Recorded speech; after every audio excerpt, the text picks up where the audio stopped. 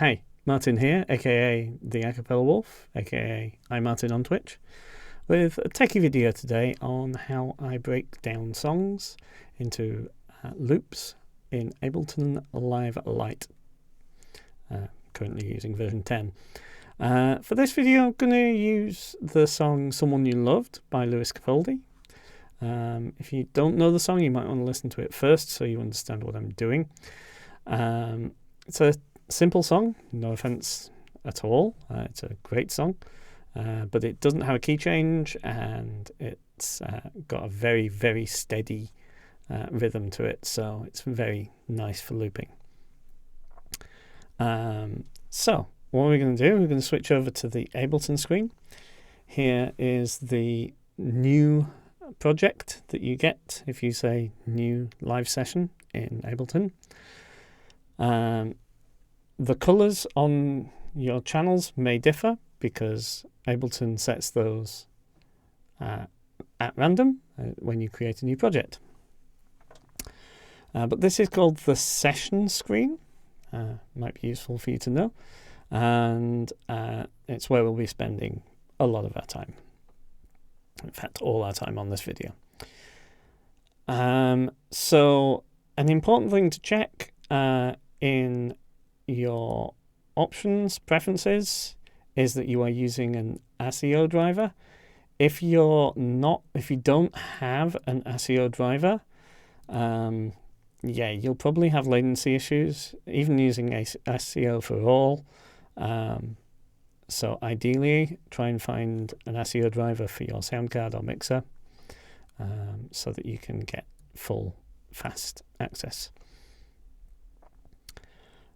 Right, so first of all, before we go into Ableton, I want to show you the basic parts of the song. So what I'm going to do is I'm going to pull up my preferred tab site. Now tab is usually guitar tab, but it can be just thought of as chords. I'm not a guitar player and I can't read tab, which is why I use this particular site, because it not only has the tab, but it has the piano notes, and it also transcribes them. So you'll notice here that on guitar this would be C, G, A minor, F. On piano it's C sharp, G sharp, A sharp minor, F sharp. So yeah, that's why I use this site. But you'll see that as we go through this, we have C, G sharp, A sharp minor, F sharp, and that goes through the verse, the chorus, verse 2, chorus, and it's always C sharp, G sharp, A sharp minor, F sharp, C sharp, F, over and over again, until you get to the bridge, which we'll have to record separately, which is D sharp minor, A sharp minor, G sharp, A sharp minor, D sharp minor, A sharp minor, G sharp, and then you get a bar with no chord. And then you're back into the standard C sharp, G sharp, A sharp minor, F sharp throughout the whole song. So that's how the chords are laid out for this song. So if we switch back to Ableton, this time with my keyboard showing, this is just a small mini keyboard that I use for this purpose. You don't need one, and I'm going to show you how to do it without, but it can make it easier. So let's do some checking of the settings. Up here, you'll want to make sure that this is yellow. That's your metronome. That's to keep time. It's very important to keep time when you're doing these loops, because as you're layering up, if you're off, if you come in slightly late, then you're layering something else up, and if that comes in slightly early, then you end up with not a great sound. So you want to have the metronome on. The BPM for this song is 110, so we'll pop that in there. Also, the way that Ableton records loops, it's in multiples of a particular time window.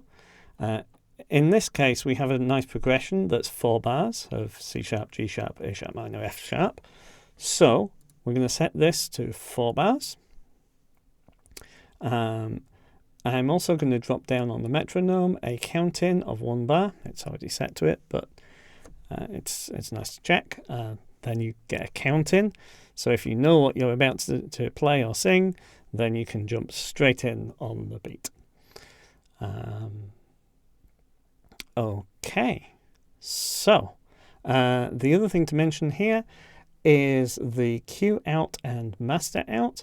If you have a fancy pants mixer with SEO drivers, then you can often set your metronome, which is your cue, to a different channel to your main output that OBS would be capturing. So if you were to play live, you might want the metronome in your headphones, but not going to your stream, just so that you look a little bit more like you know what you're doing, unlike me. I'm not going to do that at the minute because I have a problem with my setup, and it's just going to be awkward for me to get that working. So you're going to hear the metronome. So let's start with that initial set of chords. As I say, we'll do this without the keyboard, sort of. So in your first MIDI track, you'll want to double click on one of the spare sample slots, and you will see you would get a bar. Beat 1, beat 2, beat 3, beat 4 of a 4-beat bar. Blech. I can music. But we want a 4-bar loop here, so we're going to grab the coloured bar here, whatever colour it is on yours, and take it out. Now, the standard thing would be to stop at 4. It's not. You don't want to stop at 4. You want to stop at 5 to create a 4-bar loop. And if you control, or I think it's command on Mac, and scroll out, then you get to see the bars.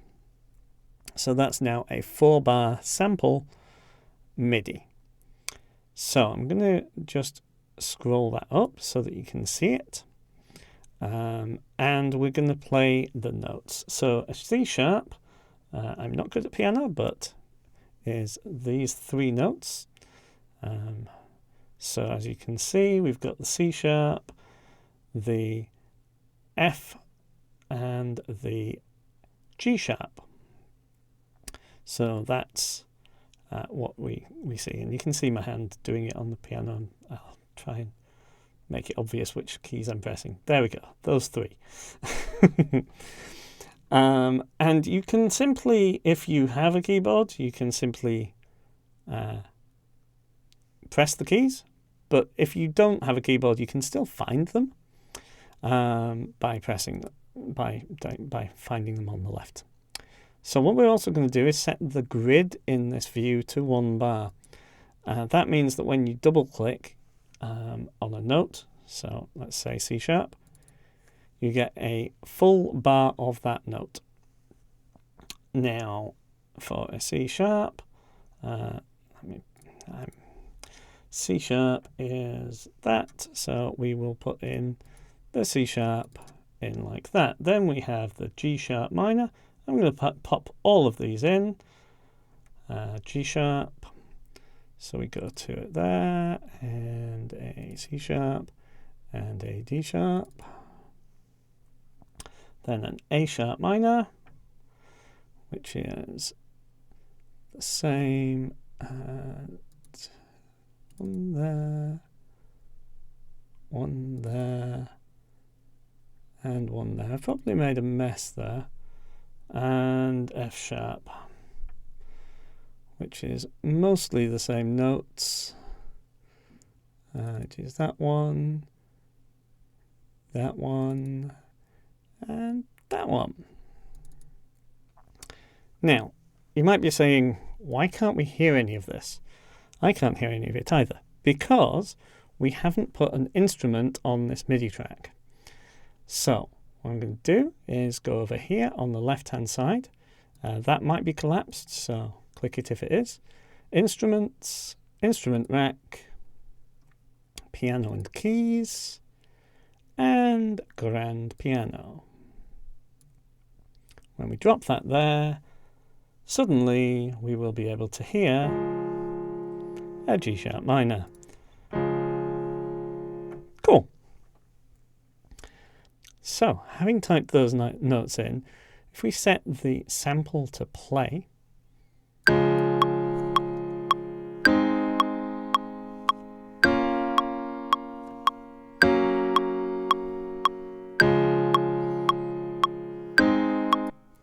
you can hear that it will loop that set of chords all the way through, and that's basically the song, without the twiddly bits that you could sing over the top of, until you get to the bridge. So that's fine if all you want to do is have a MIDI instrument looped along with you. You can now apply that and keep going and sing over the top of it or whatever. However, I don't want to do that because I'm not that good at instruments, so it feels kind of cheaty. So I'm going to now sing along to the notes. Now, this applies the same if you're going to be playing a single note instrument like saxophone, trumpet,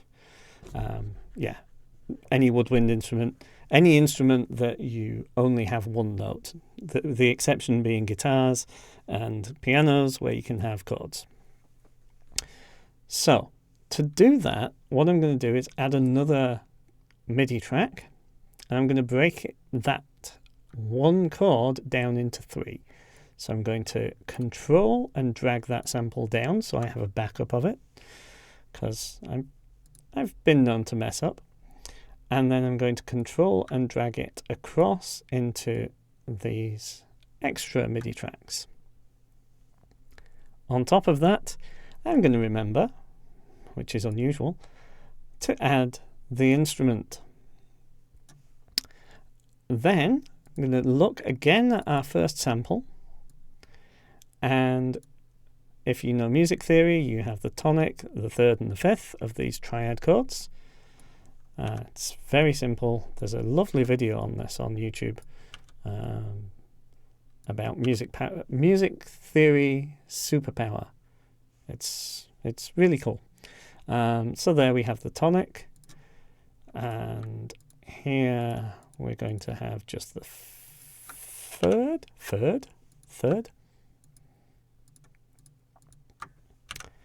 and here we are going to have the fifth.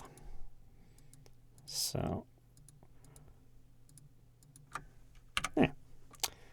So now, if we look, we have all 3 parts of the chord. So if we play them in order, I'm just going to turn the master down a bit so it's not hugely overpowering. So we have the tonic. We add the third in, which sounds lovely, and we can add the fifth in as well. Excellent. So now that we have them all, I'm going to go back to the grid view and explain it a bit more. So you can see we have 3 tracks selected to play. Now with MIDI tracks, they're always recording if you click. With audio tracks, not so much. So if we select an audio track, then you can see we can just hit any of these stop buttons that do not have tracks in, and then it deselects. So basically, you would select, and then you would stop. And the important thing to note is that it uses that time signature, that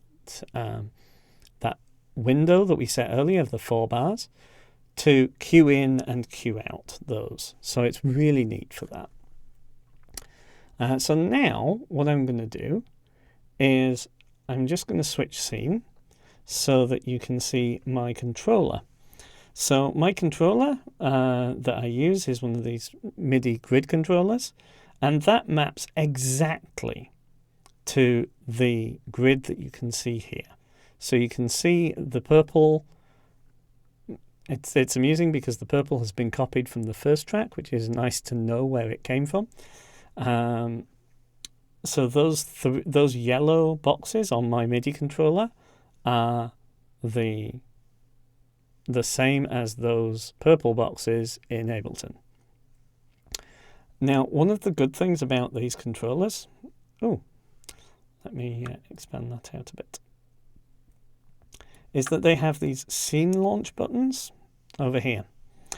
And the scene launch buttons allow you to play an entire row at once. So if I press that, we get the full thing. And it also has a nice stop all clips button down there. So that's how the grid controller works. In an audio track, this particular grid controller has an option for using the buttons along the bottom as record arm buttons.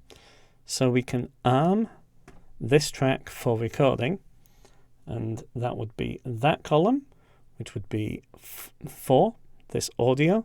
And you'll see that the red button on my controller maps to this record button down here. So again, you don't need one of these controllers, but they do come in really handy. So now what we will do is we will set up a record of just one of those notes, and we'll take the tonic and we will press record here and play there.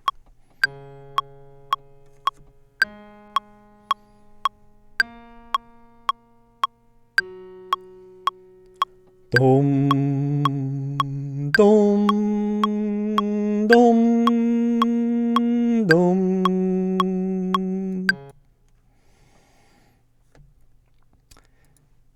So, now you'll notice here that I didn't come in exactly at the right spot.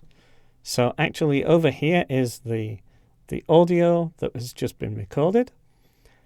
But we now have 8 bars here of recorded audio instead of 4. So again, like we did with the MIDI, we drag the colored bar to there. And I'm just going to bring that down a bit. And you can hear my dulcet tones going dumb along with the chord, the tonic. So I'm going to zoom through the next bit, but first add a new audio track, and then I'm going to record each of the tonic, the third, and the fifth for that note.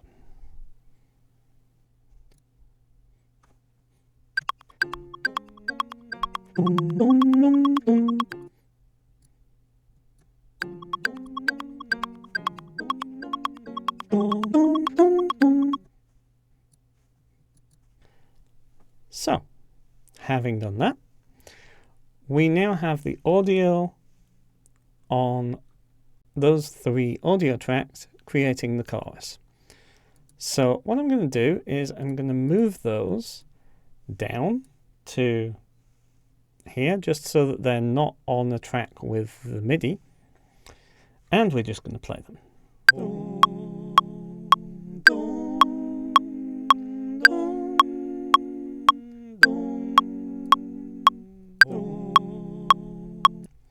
So you can hear that there's not a great sound there because I don't make a great choir on my own. So what we're going to do is we're going to make it sound a bit more like a choir by adding that most magical of things, a reverb. And unlike unlike a lot of people, I'm not going to put a massive amount of reverb on. So I'm just going to use the concert hall reverb setting. And I'm going to take the wet down to about 30. It's quite common for people to leave it at 100, and it just sounds like they're overdoing it. To me, this is a personal preference. So now when we play that,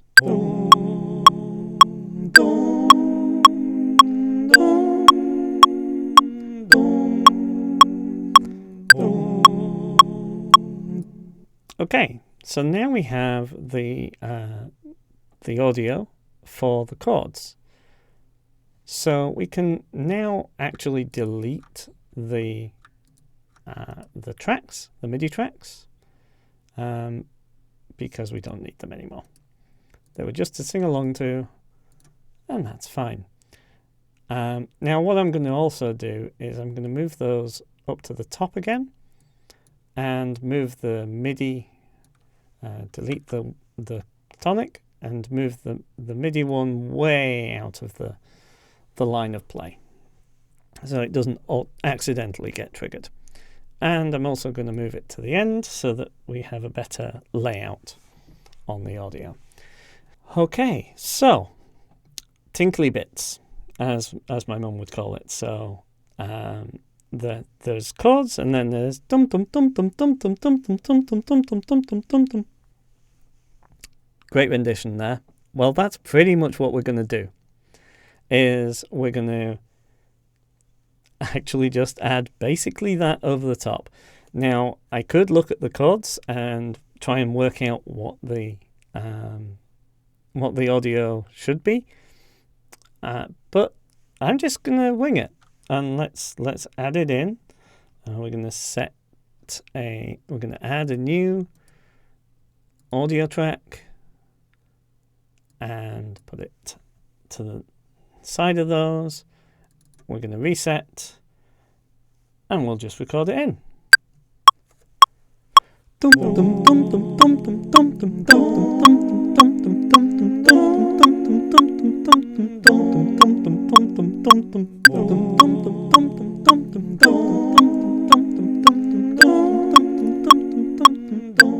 Now I'm going to do a bit more as well. I'm going to add another one.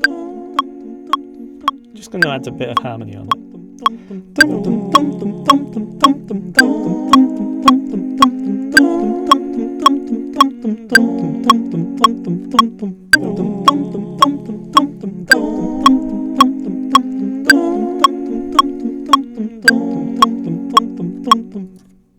And that's the tinkly bits. Again, we'll add a bit of reverb. Only for these, I'm going to actually add even less reverb because they're the kind of the output, the tiny, the tinkly bits. They don't need to be echoey and reverby, but just a little bit helps. So now we have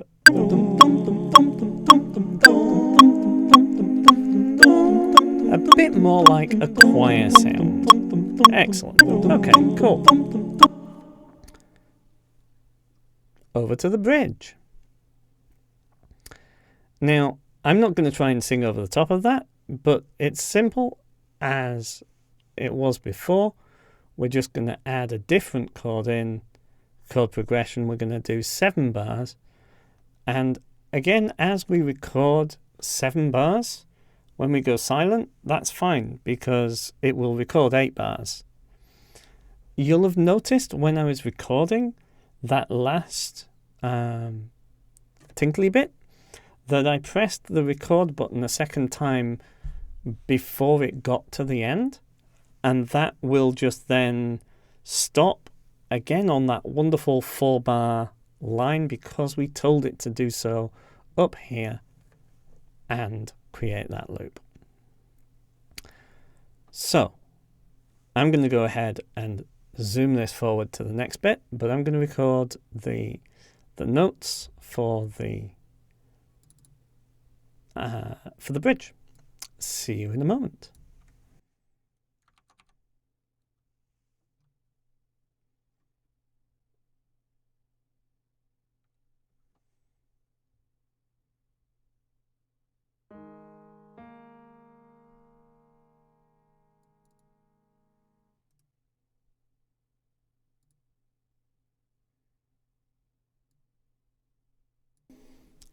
Now, as you can see, we now have the main loop for the top, then the second scene for the bridge and chorus, and we can go back to that main loop.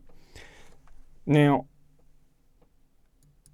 one last note is the resolving note. So if we look at the original chord, let's get rid of all this MIDI. We look at the original chord and chord progression, and we get a, if we take the first note of that progression, the first chord of that progression, and we stretch it out for 2 bars to resolve the note. If we then again copy it 3 times, I'm just going to do it in the same row this time because I'm kind of through with adding and removing tracks. And we're going to have that, and then we're going to have that. Let's just check. We have the bass and that. Nope. Glad I checked. Okay, so I'll just go ahead and record those into these 3 audio places so that we can resolve the song at the end.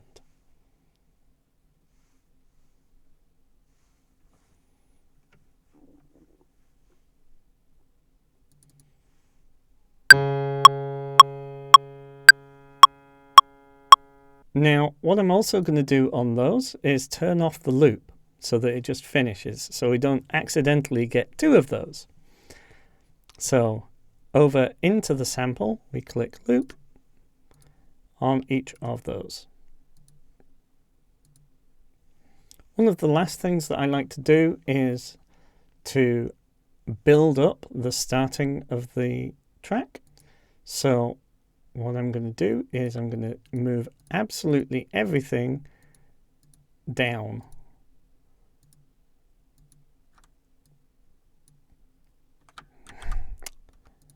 When I say absolutely everything, I'm just going to do it in bits because I can't tell what's selected and what's not in at this size, which is the size that made it readable for the video. So what I like to do is just start on the chords. So we drag those up, which means that when I play, I start with the chords, which is the first line. Then, and those buttons there, by the way, the scene launch buttons, map to these buttons here on the interface. So if you don't have one of these, you can just run it straight off the master scene. So when you play the master scene, you just get the chords.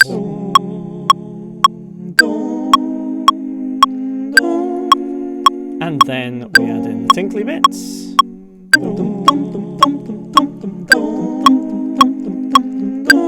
And let's say we've reached the bridge. I didn't close my eyes. Then we go back to the main.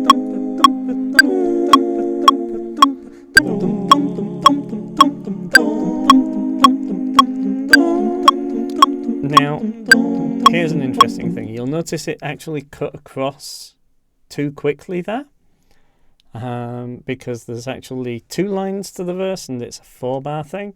So again, wait for it to cross the 4-bar mark before going back.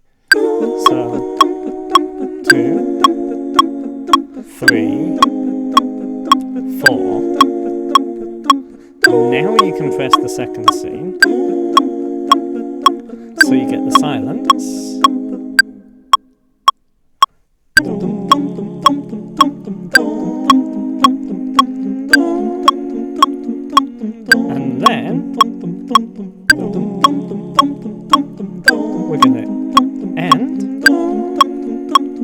final resolving chord.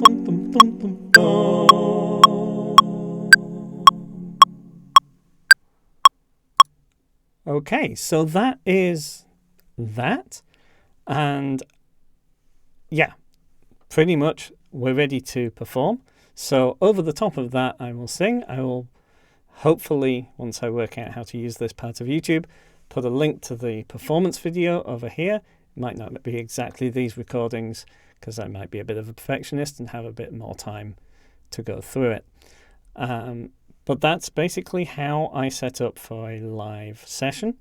Break down the track, put it into the loops, and then play through the units, which are samples. I hope you enjoyed this video. All the YouTubey things, like subscribe, bells, and whistles, and I don't know. I'm not a YouTuber. Anyway, so yeah, if you liked what I'm doing here, if you liked how that sounded, then come see me over on Twitch, where I will be in the music category in the new year for doing exactly that with this kind of setup, and hopefully with a lot more tracks than just this one. Have a great day, and see you around.